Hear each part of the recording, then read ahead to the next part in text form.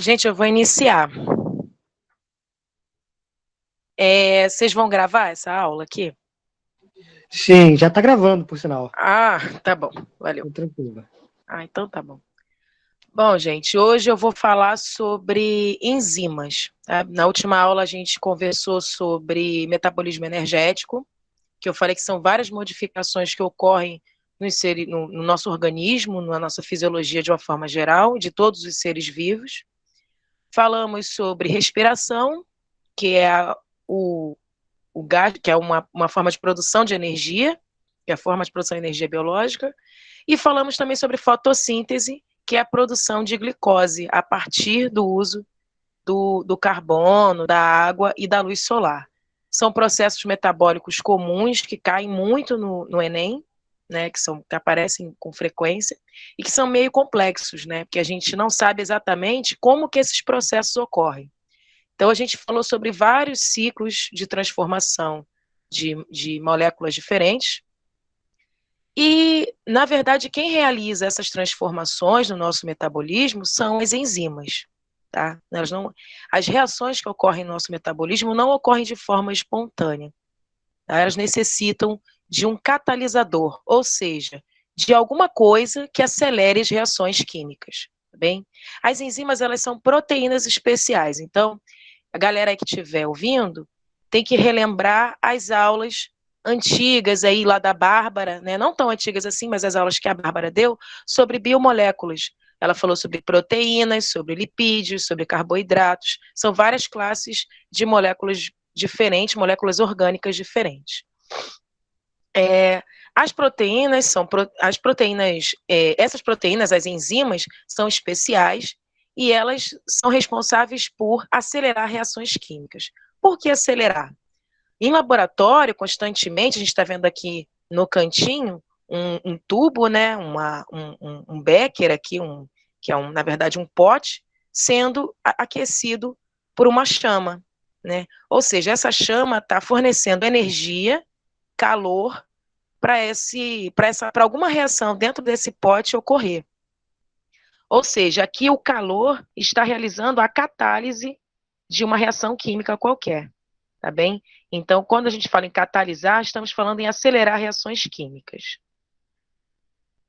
O aquecimento é um catalisador para várias reações no laboratório. E o que isso quer dizer? Que esse catalisador, o calor, no caso, vai dar um empurrãozinho na reação química, tá bem? Então, para uma reação química ocorrer, qualquer reação na natureza ocorrer, ela precisa de uma energia de ativação.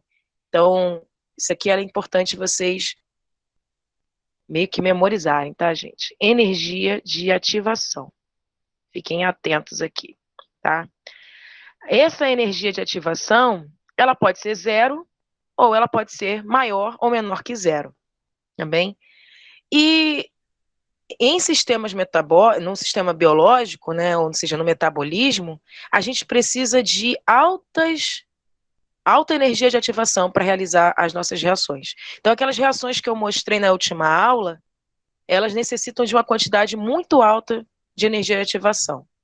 Há uma reação daquele tipo, né, para ocorrer sem uma ajuda, demoraria anos para ocorrer, o que não é compatível com a vida. Então, estão aí as enzimas, que são as proteínas que vão acelerar esse processo, tá bem? E permitir que essas reações ocorram de forma rápida o suficiente para dar conta da nossa vida, tá bem? Então, como a gente precisa de uma alta energia de ativação, as enzimas vão auxiliar nesse processo. Aqui, mais uma vez, mostrando que os ciclos metabólicos, né, demorariam anos para ocorrer sem as enzimas, o que não é compatível com a vida, foi o que eu falei anteriormente. E aqui do lado vocês estão vendo o ciclo de Krebs, né, ou o ciclo do ácido cítrico. Desculpa. O ciclo do ácido cítrico que eu mencionei na última aula. É um ciclo bem complexo, cheio de etapas. Vou mudar minha canetinha aqui. é um ciclo cheio de etapas, e cada uma dessas etapas, na verdade, é realizada por uma enzima. Então, quando eu falo etapa 1, eu tenho aqui uma enzima que vai realizar essa modificação, essa transformação. Então, aqui eu tenho acetil-CoA, vai entrar eu vou colocar uma acetil-CoA com 2 carbonos, transformar em citrato. Quem transforma acetil-CoA em citrato? Uma enzima. Então, cada etapa desse ciclo ocorre graças a uma enzima específica que vai trabalhar modificando essas moléculas. Existem vários tipos de enzima com funções diferentes, tá? E cada enzima atua sobre uma molécula, um tipo molecular diferente, realiza uma reação diferente. São muito específicas nas suas funções. E as enzimas, elas recebem um nome de acordo com a sua função. Então, é mais ou menos simples entender como essas enzimas vão ser nomeadas. Aqui, por exemplo, as lipases são enzimas que atuam na decomposição das gorduras, transformando elas em glicerol e ácido graxo. Vocês não precisam decorar isso tudo, né? Mas falando de lipase, quer dizer que ela degrada o quê? Lipídio, né? Então, lembra dos lipídios, que são as gorduras lá da aula de biomoléculas? Então, a lipase é um tipo de enzima que vai quebrar lipídio. Então, as enzimas também, aí, ó, fazem coisas diferentes. Então, existem enzimas que servem para quebrar, outras servem para transformar. Vamos ver mais outros exemplos.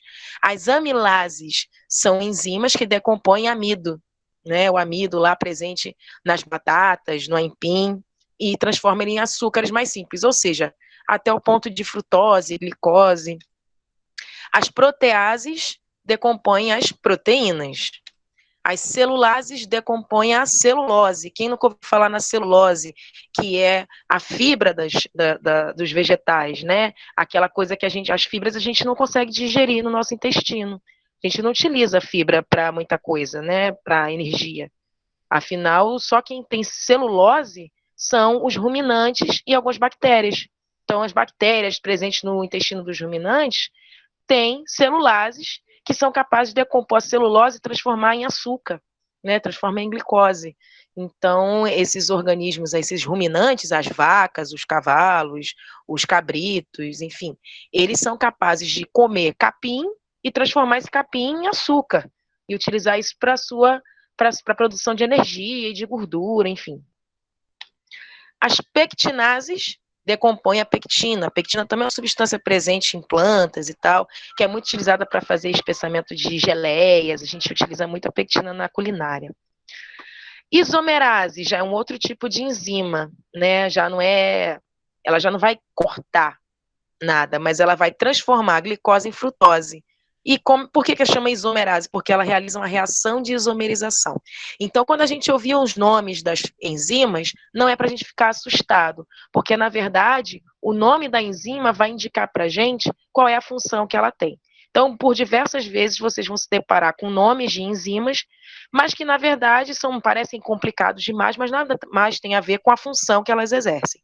Bem, por exemplo, enzimas comuns no intestino humano, a pepsina, a tripsina e a peptidase. São 3 peptidases, né? Então, 3 proteases, ou seja, que decompõem proteínas, presentes lá na carne, em alguns vegetais apresentam proteína também.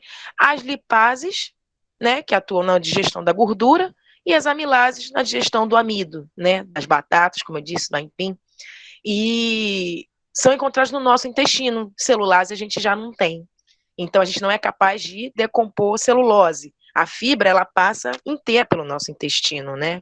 Quem nunca ouviu falar que é bom comer fibras para ter mais saúde no intestino, porque a fibra, ela vai varrer o intestino, vai limpar o intestino. É porque a gente não decompõe essa celulose, né? A celulose é um açúcar complexo, mas que a gente não tem capacidade de digerir. Quem digere esse tipo de açúcar são os ruminantes e algumas bactérias.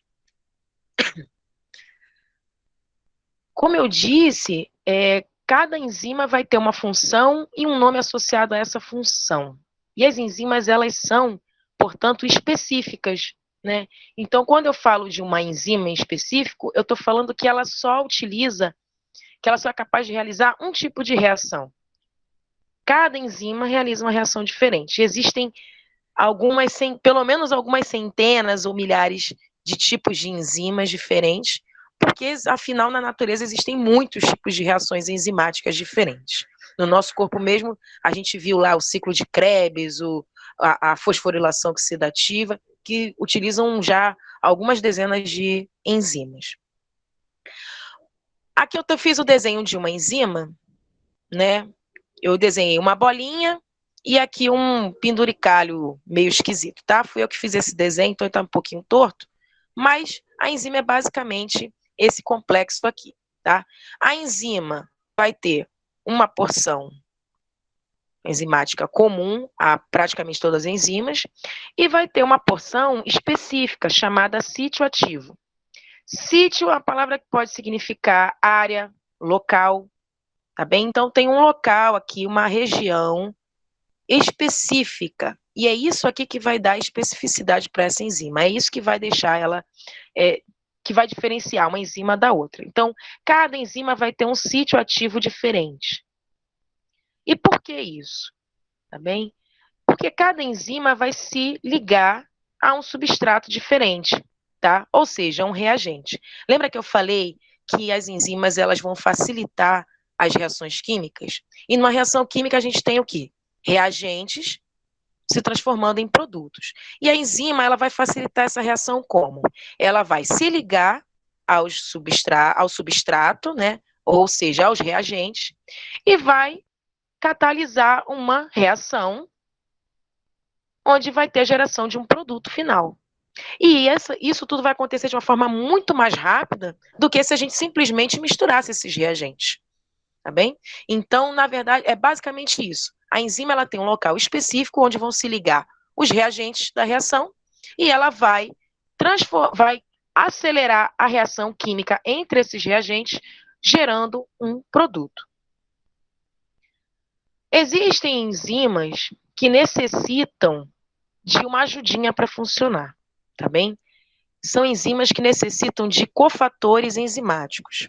Ou seja, existem enzimas que, por mais que a gente coloque a enzima e o reagente juntos, ela não vai ser capaz de produzir um produto, porque ela está inativa, tá bem? E o que acontece? É porque ela precisa, aqui ó, eu coloquei um triângulozinho para representar justamente esse espaço, onde eu teria que ligar um cofator enzimático, como se fosse uma chave para que essa enzima funcione, tá bem? Então eu coloquei aqui em verdinho, ó, um cofator. Tá? Eu tenho os fatores aqui, que são os meus reagentes, e eu tenho um cofator enzimático aqui, que é a minha, que pode ser uma vitamina ou um mineral. Por exemplo, existe uma enzima, que é a polimerase, que ela só funciona na presença de magnésio. Então é importante que a gente ingira bastante magnésio na nossa alimentação para que essa polimerase funcione. Afinal, essa polimerase, já vou adiantar para vocês, ela tem a função de sintetizar DNA, o material genético, que é a molécula mais importante do nosso corpo, né? Que é uma das mais abundantes que a gente tem no nosso corpo. Então, para polimerase produzir DNA, ela precisa de magnésio, ela precisa... Então, a polimerase é uma enzima, mas vamos dizer que ela aparece com isso aqui que eu desenhei, esse cinza que eu desenhei, e ela precisa que o magnésio se ligue a ela para que ela sintetize DNA. Tá bem? Então, na presença do cofator, que pode ser uma vitamina ou um mineral, aí sim essa enzima vai funcionar e vai produzir um produto. Então, existem enzimas que dependem de um cofator e existem enzimas que não dependem desse cofator. Como que a gente entende esse funcionamento de enzima, né? A enzima, assim como a maior parte das coisas da biologia que a gente estuda, são invisíveis, né? Então, quando a gente adquire enzimas e substratos, a gente adquire no laboratório, a gente adquire isso por farmacêuticas, tá bem? Eles vendem isso como parece em tubinhos, a gente tem que diluir em água, ou então já vem diluído, tanto a enzima quanto os substratos que a gente quer analisar. Muitas das vezes o substrato é a amostra de sangue, uma amostra de pele, alguma amostra que a gente quer analisar e saber se tem alguma coisa ali que vai reagir com aquela enzima. Lembra que eu disse que a enzima é específica?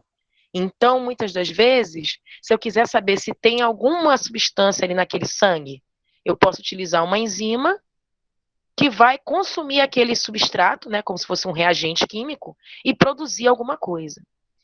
Outra característica importante dessas enzimas laboratoriais, tá? Quando elas reagem, geralmente elas produzem alguma coloração. Tá? O farmacêutico, lá na hora de colocar a enzima dentro do potinho, né, para vender para os laboratórios, ele acopla nessa enzima algum sistema que vai fazer com que, quando essa enzima estiver funcionando, ela também produza alguma coloração, para que a gente consiga visualizar num tubo transparente, um tubo de vidro, se aconteceu alguma coisa ou não. Então, como é tudo transparente, a gente precisa associar cor, né? Colorir isso de alguma forma. Então, vamos dar aqui um exemplo de como a gente faz isso, como a gente identifica aí o funcionamento da enzima no laboratório, tá bom? Então, a gente coloca enzima dentro dos tubinhos, com substrato, e aguarda um tempo. Eu coloquei, por exemplo, aqui 2 minutos, tá bem? Aí eu fiz isso em 3 tubos, ó. 3 tubinhos. Tubo 1, tubo 2 e tubo 3. No tubo 1, eu coloquei 2 milimolar de substrato. Quem está ligado aí em química, né, tá ligado que 2 milimolar é uma concentração aí, é uma medida de concentração. Então, eu tenho 2 milimol por litro, né, de substrato nessa solução. No segundo tubo, eu tenho 4 milimolar de substrato. E no tubo 5, eu tenho 10 milimolar de substrato. Reparem que, à medida que eu aumento a quantidade de substrato, né, a concentração de substrato nesse tubo, eu tenho uma coloração mais forte, né? Isso quer dizer, para termos assim, para finalidades científicas, que a gente tem uma variação na velocidade de reação, ou seja, um aumento da velocidade de reação. O que é o que eu quero dizer com isso? Quanto mais substrato eu tiver no meu meio, quanto maior essa concentração, mais rápido essas enzimas vão funcionar. Então, quando eu falo uma enzima, eu não estou colocando uma enzima dentro do tubo. Eu estou colocando uma certa quantidade de enzimas, né? Então, eu posso ter aqui milhares de enzimas dentro de cada tubo. Né? Como a gente usa por gotas, né? Então a gente não tem uma quantidade exata, mas a gente tem uma quantidade mais ou menos certinha de enzimas. Então, os 3 tubos têm a mesma quantidade de enzimas. E aí eu coloco quantidade diferente de substrato lá, de reagentes. E aí, com os reagentes juntos, com os reagentes, né, misturados a essa enzima, eu vou ter a produção de um produto. Quanto mais substrato eu coloco, quanto mais reagente eu coloco, mais rápida é a minha reação. Isso quer dizer que a minha reação enzimática depende da concentração de substrato, tá bem? Isso é muito importante quando a gente estuda as enzimas, tá? Porque, justamente como eu falei, a enzima ela tem função de acelerar, catalisar a reação química. E aí a gente mede o funcionamento das enzimas através justamente da sua velocidade de reação, tá bem? Então, a concentração de substrato influencia na velocidade de reação. Quanto mais substrato, maior a velocidade, tá bem? Então, aqui em 2 minutos, eu tive uma quantidade muito maior de produção, né, de síntese do meu produto, com uma concentração maior de substrato do que com a concentração baixa de substrato, tá bem? Então, relembrando aí mais uma vez, a concentração influencia na velocidade de reação enzimática. Mais 2 fatores que influenciam na reação enzimática, no funcionamento da minha enzima, são a temperatura e o pH. Bem, temperatura, quanto maior a temperatura pode ir variando, né? Então, chega até um determinado ponto, a atividade enzimática pode ir aumentando, né? Até chegar a um ponto que a temperatura está tão alta, que essa proteína desnatura. Então, lembrando, a enzima é proteína. Lá na aula de proteínas, né? O que vocês viram? Desnaturação. Né? A desnaturação é quando você aumenta muito a temperatura do meio, né? Onde está a proteína, e essa proteína morre. Ela muda, ela se desfaz, ela muda de conformação. tá? Então a gente pode dizer que a proteína ela perde a função porque ela muda de conformação, tá? A temperatura ela rompe todas as ligações dentro dessa minha proteína, fazendo com que ela perca a forma e perca a função. E a temperatura, ela vai influenciar no funcionamento da enzima. Muitas das vezes, assim, quando a gente vê isso em questões, positivamente. Mas se eu aumentar muito a temperatura, eu posso fazer o quê? Desnaturar essa enzima, matar essa enzima. Bem? Outro fator que influencia a reação enzimática, a velocidade da reação enzimática, o pH. pH, a galera aí tá ligada em química, mais uma vez. O pH, para quem não sei se vocês já viram isso, tá? O pH, ele é a quantidade, ele é a quantidade de íons de hidrogênio no meio, tá bom? Então, quando eu tenho um pH ácido, quer dizer que eu tenho uma quantidade muito grande de hidrogênio no meio. Quando eu tenho um pH mais básico, quer dizer que eu tenho uma quantidade menor de íons de hidrogênio no meio. Então, o pH vai variar de acordo com a ionização do meio, tá bom? A quantidade de hidrogênio. E isso influencia pH influencia várias, ácido, base, isso influencia vários fenômenos na biologia, né, nas células, e vocês vão ver isso em química com mais profundidade, tá bom? Mas é importante saber, pensar, né, em pH ácido, pH básico, que o pH varia entre 1 e 14, e que a gente tem como padrão, né, que de 7 para baixo é um pH ácido, de 7 para cima é um pH básico, né? Entretanto, também pode mudar de acordo com a comparação. Por exemplo, eu tenho um pH 1 e um pH 4. Qual é o mais ácido e qual é o mais básico? Então, o mais básico é o que tem o valor maior, é o 4. Então, a análise sobre o pH vai variar muito pela comparação, tá bom? Então, mais uma vez, pH varia de 1 a 14, tá? É uma medida logarítmica da quantidade de hidrogênio no meio, e vocês vão verificar isso em química, e é uma medida, um fenômeno muitíssimo importante no funcionamento das enzimas, assim como de outras proteínas do nosso organismo, tá bom? Então, vamos ver aqui como que a gente analisa esses 3 fatores aí que influenciam no funcionamento das enzimas, tá? Primeiro, a velocidade de reação de acordo com a concentração do substrato, tá? Então, a gente vê um gráfico aqui em que a gente vai ter um aumento gradual, a gente vai adicionando substrato. Então, quanto mais substrato eu coloco, né, vai aumentando para a direita. Quanto mais substrato eu coloco, maior a minha velocidade de reação. Vai aumentando, aumentando, aumentando, aumentando, aumentando, aumentando, até que chega um ponto que não aumenta mais, para de aumentar, tá? Então chega aqui mais ou menos e eu tenho uma parada, né? Eu fico uma reta aqui assim, né? Desenhar mais ou menos uma reta. Fica uma reta aqui, para de aumentar a minha velocidade, né? Por que isso? Bom, vamos lá, pensar no tubinho.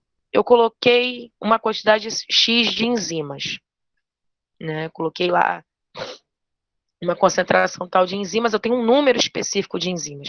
E as enzimas são específicas, né? Aí vocês olham aqui para o desenho aqui do lado, esse desenho aqui, tá? A enzima ela tem um lugar específico para ligação com o substrato. Nesse pedaço aqui, onde eu marquei, que é a velocidade máxima, chega um ponto que todos os sítios específicos de todas as enzimas daquele meio estão ocupados por substratos.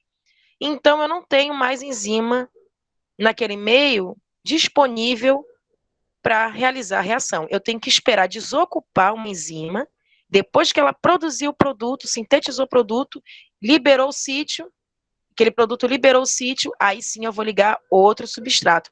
Mas aí, nesse ponto aqui, todas já estão ocupadas e em funcionamento. Então, não tem aumento de velocidade, né? Eu vou manter aquela síntese na mesma velocidade. Deixa eu apagar isso tudo que está aqui.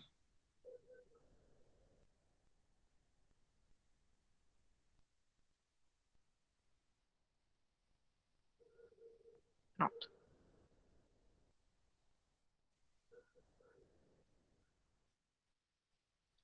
Outro fator que altera a velocidade da reação enzimática, né? O pH, como eu disse. pH é a variação de H+ no meio, de íons H+. E tem um comportamento semelhante, né? Onde eu tenho um aumento gradual do funcionamento da velocidade dessa reação à medida que o pH aumenta. Só que em determinado ponto, essa concentração de H+ é tão alta que a enzima também começa a não funcionar. Então, existe um ponto específico, né, um pH ótimo, não está aparecendo aqui porque o Google está mostrando uma barrinha na frente, tá? Mas esse ponto aqui de cima, vou precisar de novo, esse ponto aqui, onde eu tenho uma velocidade máxima de reação enzimática, eu vou chamar de pH ótimo, né? É o pH ideal para essa enzima que eu coloquei ali, esse tipo de enzima, funcionar a sua velocidade máxima. Então, se eu variar esse pH, eu vou ter menos eficiência na minha produção, né, na minha síntese de produto. E, no caso, se eu colocar nesse pH específico aqui, se eu encontrar qual é o pH ótimo e colocar esse pH na minha reação, aí sim eu vou ter funcionamento com a velocidade máxima da minha enzima. Outro fator aqui que altera a velocidade da reação enzimática é a temperatura, né? E a temperatura ocorre algo semelhante que o pH. Temperatura aumentando, à medida que a temperatura aumenta, aumenta também a atividade enzimática até que chegue numa velocidade máxima. Chegou na velocidade máxima, a tendência do aumento de temperatura é prejudicar o funcionamento dessa enzima, tá? Até que ela desnature. Se você aumentar muito a temperatura do meio, essa enzima ela pode desnaturar e parar de funcionar, que acontece aqui uma queda, né, do funcionamento, da velocidade da reação.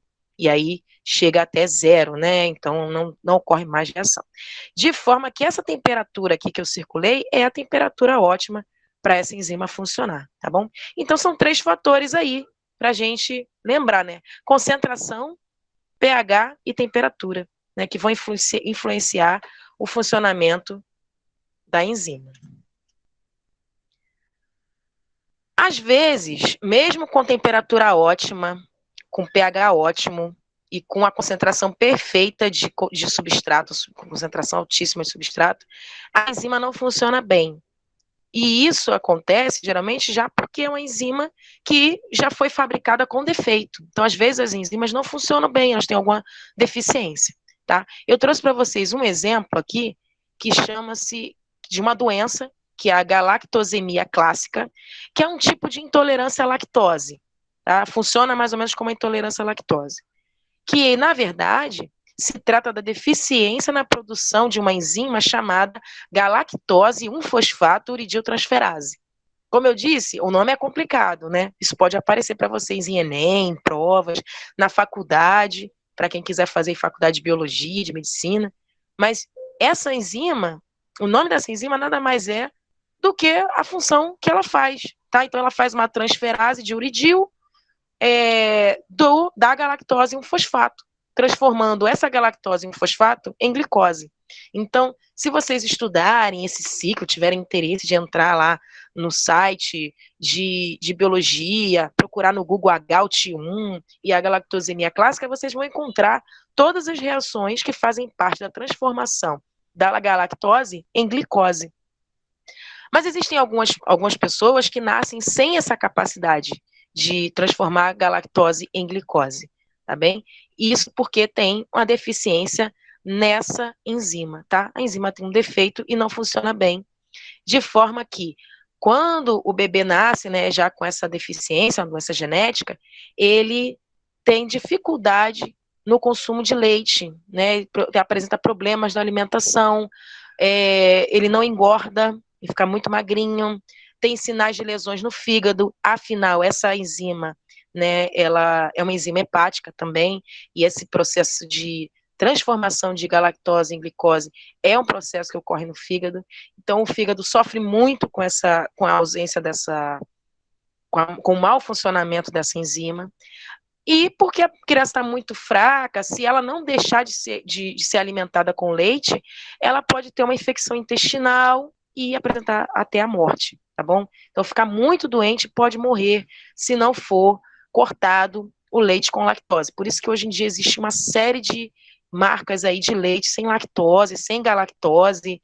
Existem vários tipos aquele NAN, né? Tem vários tipos de NAN que são leites diferentes, sem a presença de alguns tipos de açúcares, né, como a galactose, que pode causar problemas de saúde para pessoas que têm essa deficiência. Então, aqui eu tenho uma definiçãozinha. Definir é se limitar, né? A gente define, quem se define se limita. Frase de Tinder, isso. Mas, enfim, a gente tem uma definição aqui para fechar melhor essa parte do que é uma enzima, tá? Então, as enzimas são proteínas especiais que funcionam como catalisadores celulares, ou seja, aceleram as reações químicas sem alterá-las. Tá? Não há alteração na reação química, só é acelerada pela enzima.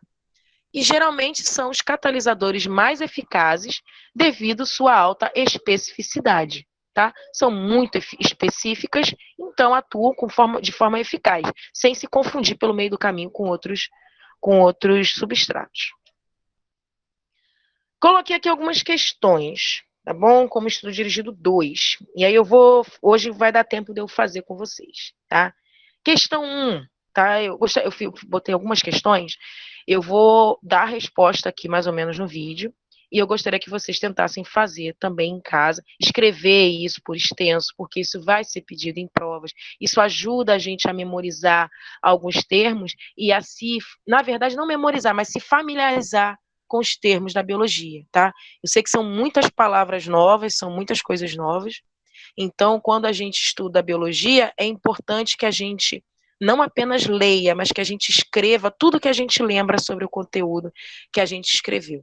E eu digo mais, tentem explicar para vocês mesmos e talvez para alguém da sua casa o que é isso, tá? Pega essa aula de enzimas, vai estar disponível, tá? Lá na página, no grupo do WhatsApp, pega os slides e tenta dar a mesma aula que eu dei para vocês, tenta dar aula para alguém da sua família, sabe? Ou para você mesmo no espelho, tenta explicar para você mesmo o que está acontecendo ali, como se você fosse fazer essa apresentação para outros alunos, né? Agora eu sou professor, vou explicar. Então, quando eu coloquei as questões na última aula, são questões justamente que levam vocês a fazer isso, a tentar explicar o que é cada coisa, para vocês se familiarizarem com as palavras, tá bom? E não se confundirem com os termos na hora da prova. Vamos lá, questão 1. O que é energia de ativação e qual a importância da enzima em relação a ela, né? Em relação à energia de ativação. Então, lá no início eu falei que as reações químicas necessitam de uma energia, de uma fonte de energia para que elas ocorram. Então, a energia de ativação é isso, é uma energia fornecida para que uma reação química qualquer ocorra. Tá? Essa energia pode ser em forma de calor, né? O calor, afinal, é uma medida de energia. Na física, quem está ligado em física e química, está ligado que calor é medida de energia, tá bem? Então, a energia de ativação, muitas vezes, é fornecida com aquecimento, com calor. Mas, no sistema biológico, a energia de ativação para as reações químicas é tão alta que a gente precisa de proteínas especiais para realizar essas reações, que são as enzimas. Então, as enzimas, elas vão diminuir a necessidade de energia de ativação para que ocorra a reação, tá bem? Então, eu preciso de energia de ativação muito alta a princípio, mas a enzima ela vai facilitar a ocorrência dessa reação, reduzindo a quantidade de energia de ativação necessária. Questão 2. Explique por que dizemos que as enzimas são catalisadores específicos, tá? Então, a enzima, né, que é aquela proteína, é um catalisador, ou seja, um acelerador de reação e específico. Bem, como eu disse, às vezes a gente esquenta uma solução, né, e causa ali uma reação química. Só que quando a gente realiza esse aquecimento, a gente esquenta tudo junto. Então pode acontecer ali reações diversas. E a gente nem sabe o que está reagindo com o quê, né? Se a gente misturar tudo. Já com a enzima, não. A enzima, ela tem um sítio específico de ligação ao substrato, ou seja, aos reagentes daquela reação, e ela só vai realizar aquela reação. Então, uma enzima específica só vai realizar uma reação específica. Muito raramente, algumas enzimas realizam mais de uma reação, mas ela é específica, porque se ela realizar duas, é muito, tá? As enzimas, elas tendem a realizar apenas um tipo de reação. Então, como eu falei, a lipase, ela vai ser uma enzima que vai clivar apenas lipídio. Ela vai atuar apenas na reação onde eu transformo lipídio em outras moléculas menores. Então, é por isso que as enzimas são específicas, porque elas têm sítios de ligação específicos que vão fazer com que ela atue apenas sobre um tipo específico de reação. Questão 3. Cite 3 fatores que influenciam na velocidade de uma reação enzimática. Acho que isso ficou até chato nessa aula, porque eu repeti várias vezes, tá bom? 3 fatores que influenciam a velocidade da reação enzimática: temperatura, pH e concentração de substrato. Tá? Estão lá naqueles gráficos anteriores. Questão 4 é uma questão da Mackenzie, São Paulo, uma questão antiga, que usa termos um pouco antigos, mas que é legal para a gente trabalhar o significado das palavras, né, os sinônimos que a gente pode encontrar por aí. Vamos ler isso aqui. Considerando a definição de enzimas, observe as afirmativas e assinale a alternativa correta. Então, aqui eu tenho 3 afirmativas. Afirmativa 1, afirmativa 2 e afirmativa 3. Afirmativa 1, né, diz que as enzimas, né, que sobre a definição de enzimas, então as enzimas são catalisadores orgânicos de natureza proteica e sensíveis às variações de temperatura. Vamos analisar isso aqui. São catalisadores orgânicos, beleza, aceleram reações em organismos vivos, né, em organismos, em seres orgânicos. De natureza proteica, sim, enzimas são proteínas. E sensíveis às variações de temperatura, sim, lembra? Temperatura é um dos fatores que altera lá a velocidade de reação. Então, a primeira é verdadeira. 2. São substâncias químicas. Beleza, enzimas são substâncias químicas. De natureza lipídica. Não, lipídica não. É proteica, lembra? Então, não é lipídica. Então, aqui já está errado, tá? E aqui, sendo consumidas durante o processo químico. Não, então, não. Não são consumidas também, né? Na verdade, o que é consumido é o substrato. Então, tem 2 coisas erradas nessa frase. Então, vamos lá. Enzimas, terceira aqui. As enzimas apresentam uma região chamada área ativa. É área, lembra que eu falei que área e sítio é a mesma coisa? Então, sítio ativo, área ativa, beleza. Né? Uma região, aquela região específica. A qual se adapta à molécula do substrato. Se adapta. Não. A região específica, ela não se adapta, né? Ela é específica, ela já vem pronta para se ligar a um reagente. Então, ela não precisa se adaptar. Então, isso aqui também está errado. Beleza? Então, vamos lá. Só um que está certo e as outras 2 estão erradas. Aqui a gente já achou, aqui, ó, apenas a afirmativa 1 é correta. Beleza? Então, a alternativa certa é a A. Próxima questão. Uma questão da Universidade Federal do Espírito Santo. Bom, está escrito assim. Também é meio antiga, vamos lá. Se aquecermos uma enzima a 70 graus Celsius durante 1 hora e tentarmos utilizá-la para catalisar uma reação, o resultado será melhor, porque o aumento da temperatura entre 50 e 70 graus favorece as reações enzimáticas, inalterado porque as enzimas são muito estáveis, nulo porque as enzimas só exercem sua ação catalítica nos organismos vivos. Enfim, temos várias alternativas aqui. tá? Temos várias alternativas. Vamos analisar primeiro aqui o enunciado da questão, tá? Essa questão é uma questão que requer um pouco de jogo de cintura no que diz respeito à biologia, tá? Ele coloca aqui uma temperatura de 70 graus Celsius. Eu não sei se todo mundo que assistiu o vídeo aqui, assistiu a aula, tem noção do que significam 70 graus Celsius, tá? O nosso corpo, ele tem em torno... Agora, com a epidemia da Covid, acho que todo mundo já viu aí no jornal, nas cartilhas, nos anúncios, que a temperatura normal do corpo varia entre 35,5, 36 até 37 graus.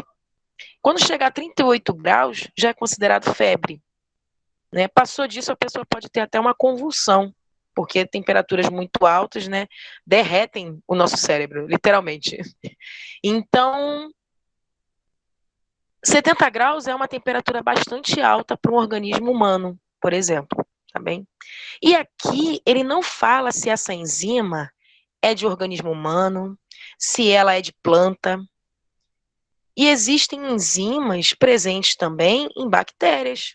E existem bactérias que vivem próximas a regiões vulcânicas. Regiões vulcânicas são arqueobactérias que vivem em temperaturas de mais de 100 graus Celsius, né, que resistem a essas temperaturas. Então, existem enzimas utilizadas em laboratório que resistem a uma temperatura de 70 graus Celsius, né? Então, a gente não sabe que enzima que ele está falando aqui. Vamos considerar, por convenção, que é uma enzima do corpo humano, tá? Quando não falarem nada, a gente considera que é uma enzima humana. Então, é uma enzima que poderia funcionar entre 37 e 38 graus, né? Funcionaria bem nessa temperatura. As enzimas humanas, elas funcionam nessa temperatura, tá, galera? Entre 36,5 e 37 graus, que é a temperatura normal do nosso organismo. Então, 70 graus é temperatura muito alta. Enzima é proteína. O que acontece com proteína quando está na temperatura muito alta? Desnatura, né? Morre. Por isso que temperaturas altas são perigosas. Então, sabendo que essa enzima provavelmente está desnaturada já, e ela vai ser utilizada para catalisar aqui uma reação, a gente já sabe que essa reação não vai funcionar, né? Então, vamos lá para a questão. Se aquecermos essa enzima a 70 graus durante 1 hora e tentarmos utilizá-la para catalisar uma reação, o resultado será melhor, porque o aumento de temperatura entre 50 e 70 graus favorece reações enzimáticas. Poderia funcionar em alguma situação, mas teoricamente não, porque essa enzima está desnaturada já, né? Como eu disse, como ele não especificou qual é o organismo, a gente vai considerar que é humano. B, inalterado, porque enzimas são muito estáveis. Não seria inalterado. Por quê? Lembra, temperatura influencia no funcionamento da enzima. Então, se houver variação de temperatura, também vai haver alteração no funcionamento da enzima na velocidade. Então, essa questão da estabilidade não diz respeito aqui ao funcionamento da enzima nessa temperatura. Nulo, então não vai ter efeito, porque as enzimas só exercem sua ação catalítica nos organismos vivos. Mentira! Então, não só exercem nos organismos vivos, como a gente também pode colocar essas enzimas em tubinhos e fazer ensaios em laboratório, né? Como eu mostrei para vocês aqueles ensaios, né? A gente consegue comprar enzimas, inclusive nas farmacêuticas, e fazer os ensaios em laboratório, normalmente. Então, não é assim. Letra D, nulo, porque as enzimas são proteínas, ok? E desnaturam a esta temperatura. Aqui, ó, a nossa resposta, né? Então, eu acho que a resposta é a letra D. Vamos ler a letra E. Nulo, porque as enzimas só exercem ação catalítica na temperatura ótima para a sua ação. Não apenas na sua temperatura ótima, né? Existe uma faixa de temperatura na qual a enzima funciona bem. Então, a gente viu lá naquele gráfico, lá nos slides, explicando sobre como a enzima funciona de acordo com a temperatura, que à medida que a gente aumenta a temperatura, a gente pode ter um aumento do funcionamento. Aqui, um gráfico, estou desenhando, mais ou menos, tá meio torto, mas enfim. A gente tem um aumento de... Aqui tem a velocidade da minha enzima, e aqui eu tenho a temperatura, vou botar T de temperatura. Então tem um aumento gradativo, né? Conforme aumenta a velocidade, a temperatura, aumenta a velocidade. Chega um ponto que a temperatura está tão alta, que isso começa a cair, essa velocidade de reação. E a gente tem aqui uma temperatura ótima, né? Onde realmente nosso desenho está muito feio, gente. Mas enfim, uma temperatura ótima, onde vai ocorrer a maior velocidade, onde eu vou ter a maior velocidade de reação. Mas aqui embaixo, conforme eu aumentava a temperatura, já estava ocorrendo a produção, a síntese de produto, né? Então eu tenho um funcionamento enzimático. Quando chega na temperatura ótima, o que acontece é que a minha velocidade é máxima. Mas isso não quer dizer que em outras temperaturas as enzimas não funcionem. Até porque, como eu falei, nosso corpo, por exemplo, tem uma variação de temperatura de mais ou menos 2 graus, né, de 36 a 38. E e nessa faixa de temperatura, as enzimas funcionam bem. Show? Então, resposta aqui, letra D, tá? Nulo, porque as enzimas são proteínas e desnaturam a esta temperatura. Por último, tem uma questão aqui que utiliza gráfico, né, de uma forma diferente. Essa questão é muito bonita. Eu retirei ela do Enem. Eu vou diminuir esse quadro, porque o Google não deixa a gente modificar aqui com a apresentação. Não vai deixar eu exibir o trecho que é o trecho das questões aqui embaixo, por causa da faixinha da apresentação. Dá uma diminuída, acho que vai dar para enxergar. Deixar o espaço para eu fazer desenhos maravilhosos aqui do lado. Pronto. Tá? Essa questão foi tirada do Enem de 2017, tá? Sobre reação enzimática, atividade enzimática. Então, aqui eu tenho um gráfico mostrando a atividade da enzima e várias barrinhas, né? Que mostram a minha atividade da enzima. A gente vai ter uma comparação aqui entre várias velocidades enzimáticas diferentes. Vamos falar sobre gráficos, tá, gente? Quando vocês chegarem lá no Enem, vocês vão ter questões imensas para vocês lerem. E quando a questão tiver um gráfico, olhem para esse gráfico, olhem muito bem para esse gráfico, anotem as coisas que estão no gráfico, sublinhem, risquem, tá bom? Para vocês entenderem bem o que está escrito nele. Porque apesar de ter um textão, muitas das respostas das questões que vão vir a seguir vão estar presentes nesse gráfico, tá? Então leiam absolutamente tudo, mas eu recomendo que para vocês não cansarem tanto a cabeça de vocês, olhem primeiro para o gráfico, tá? Porque muitas das vezes as respostas vão estar no gráfico. Então vocês olhem o gráfico, o que tem nesse gráfico, e leiam o enunciado, tá bom? Mas deem bastante atenção a esse gráfico, não ignorem nunca a imagem. A imagem, muitas das vezes, a questão é uma questão mais de atenção do que de atenção e interpretação do que realmente de conteúdo. Vamos ler aqui. Sabendo-se que as enzimas podem ter sua atividade regulada por diferentes condições de temperatura e pH, então aqui vai falar só de temperatura e pH, foi realizado um experimento para testar as condições ótimas para a atividade de uma determinada enzima. Os resultados estão representados no gráfico, né, apresentados no gráfico. Então, eu tenho um gráfico que mostra aqui a atividade enzimática. E aqui nesse eixo X, eu tenho a temperatura e o pH, né? Então, eu tenho aqui 10 graus Celsius, 20 graus Celsius, 30 graus Celsius. Aqui repete, né? 10 graus Celsius, 20 graus Celsius, 30 graus Celsius. Vamos ver aqui o que... Deixa eu anotar aqui. Então, eu tenho duas vezes a mesma sequência, o mesmo aumento de temperatura, 10, 20 e 30, sendo que aqui eu tenho pH 7, e no segundo momento eu tenho pH maior que 8. Então, eu tenho pH menor que 7, pH menor que 7 significa que eu tenho um meio ácido. E pH maior que 8, né? Eu vou ter um meio mais básico. Então, pH mais baixo e pH mais alto. E aqui vem a pergunta, né? Em relação ao funcionamento da enzima, os resultados obtidos indicam o quê? né? Vamos ver quais foram os resultados. Então, eu tenho aqui 3 barrinhas indicando o funcionamento dessa enzima. A uma temperatura de 10, 20 e 30 graus. E aqui tudo abaixo, tudo em pH ácido. Qual é que eu tive uma maior atividade? Né? Essa aqui, né? Então, essa barra aqui, a terceira barra, representa a maior atividade, a que está mais alta, né?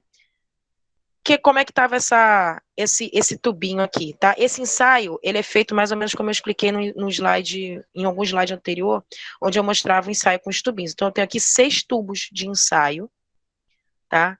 Nesses tubos de ensaio, eu vou ter enzima, substrato, e eu vou colocar ali um ácido dentro desse tubo para colocar essa solução em um pH ácido.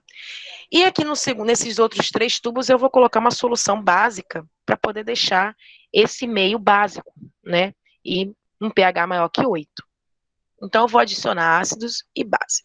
Então, aqui está ácido, botar A de ácido e B de básico. Beleza. Onde é que eu tenho maior atividade enzimática? A 30 graus, temperatura mais alta, e em pH ácido. Né? Onde é que eu vou ter atividade enzimática mais baixa? Com a temperatura baixa e pH básico. Então, quando eu tenho um pH básico e uma temperatura baixa, a minha atividade enzimática diminui. Outra coisa que eu posso analisar aqui, né? A 30 graus Celsius, quando eu tenho um pH básico, eu tenho atividade enzimática menor.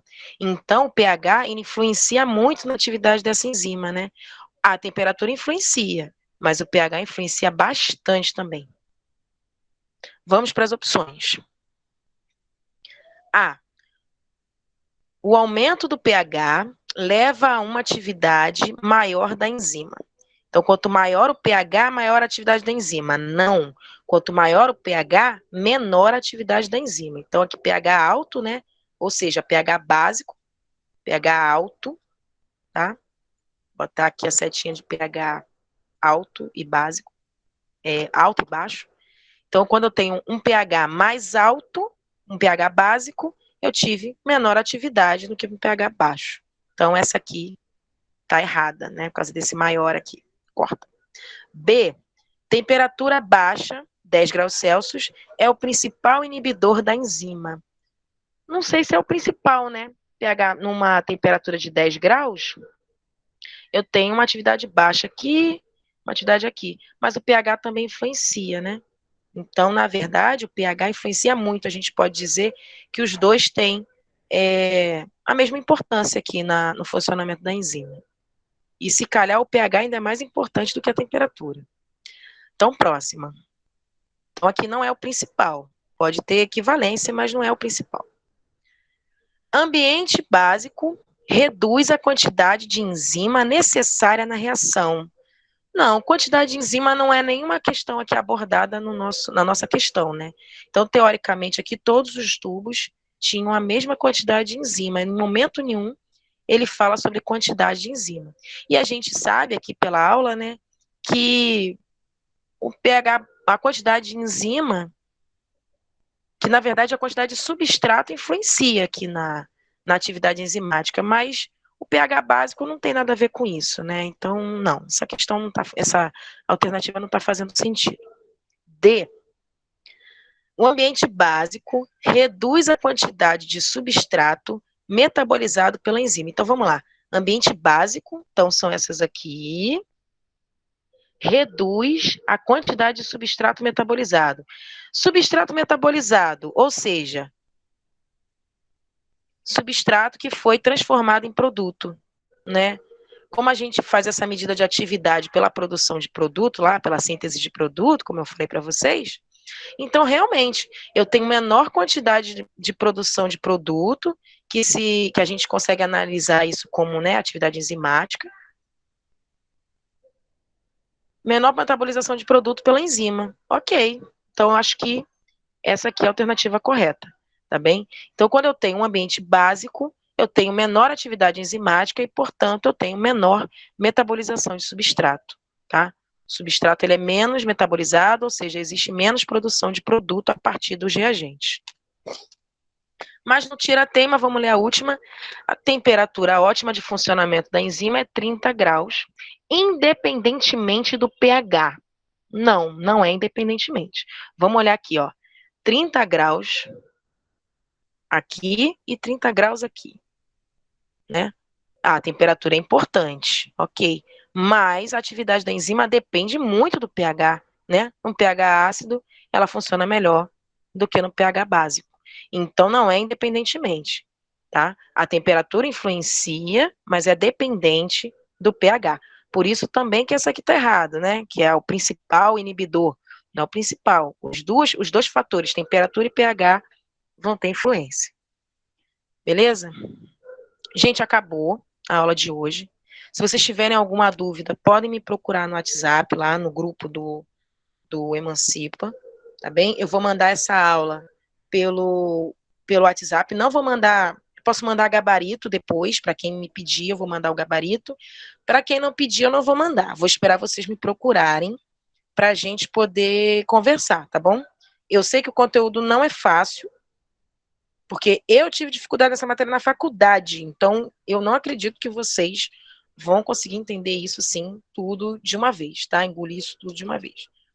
Então, foi mais ou menos a aula de hoje para explicar como que aquelas reações lá da aula passada acontecem, né? Acontecem do nada, é mágica, se coloca tudo junto ali na célula e acontece de uma vez? Não. Existem enzimas que são os trabalhadores ali que vão transformar as moléculas de uma forma bem específica. Então, tudo aquilo que acontece ao mesmo tempo, aquelas reações, tudo confuso, né? Mas na natureza não é tão confuso assim, porque a gente tem enzimas específicas para realizar cada uma daquelas reações. Beleza? Então, mais uma vez, aí me procurem lá, tirem dúvidas, tá bom? Agradeço a oportunidade para a galera do Emancipa aqui de apresentar essa aula para vocês, tá? E agradeço a atenção aí de quem ficou até o final, tá bom? Um abraço para todo mundo e bom final de semana. Tchau, tchau. Vou fechar aqui a sala, beleza?